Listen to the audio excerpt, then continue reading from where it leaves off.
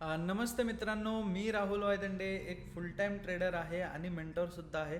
So daily analysis व्हिडिओमध्ये परत एकदा तुमचं स्वागत आहे. भावांनो, आपण डेली ॲनालिसिसचे व्हिडिओ तयार करतो आहे की गोल्ड कशा पद्धतीने नेक्स्ट डेला चालणार आहे. ओके.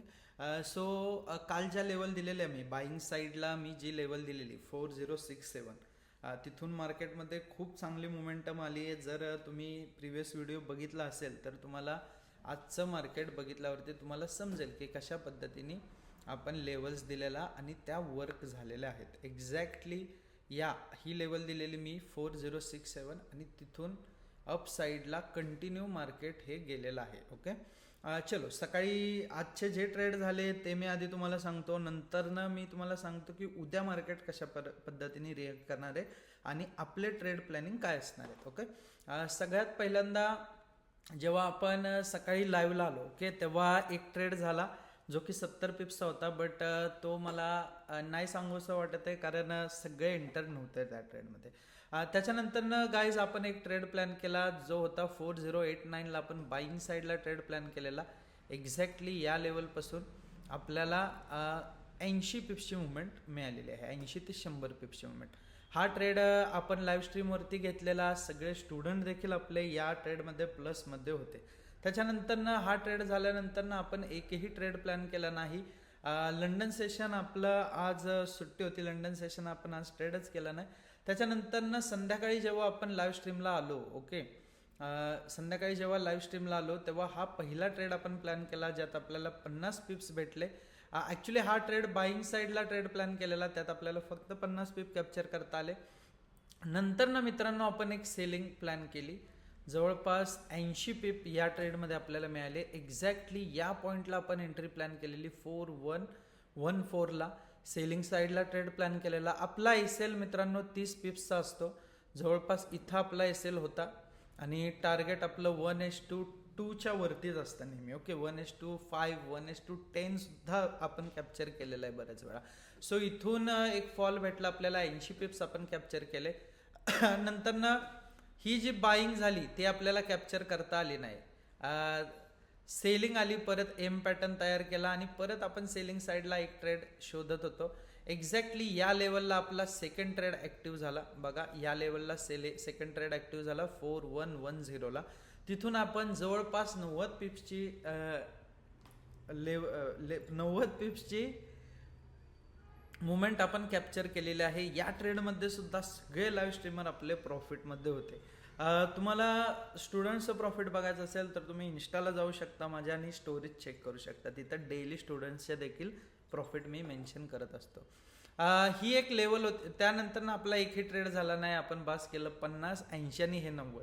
एका सेशनमध्ये एका लाईव्ह स्ट्रीममध्ये आपण 3 जर प्रॉफिटेबल ट्रेड करतो तर चौथा ट्रेड घेणं हे बरोबर नाही आहे आणि एक्झॅक्टली ते आपण फॉलो केलं की नाही घेतला. बट ही लेवल आपण काढलेली 4118. ओके. या लेवलवरून एक बाईंग साईडला मुवमेंट येणार हे मी लाईव्ह सोडताना पण सांगितलेलं. तुम्ही लाईव्ह जर माझे चेक करत असाल तर तुम्हाला माहीत असेल की ही लेवल आपण प्रॉपर मेन्शन केलेली.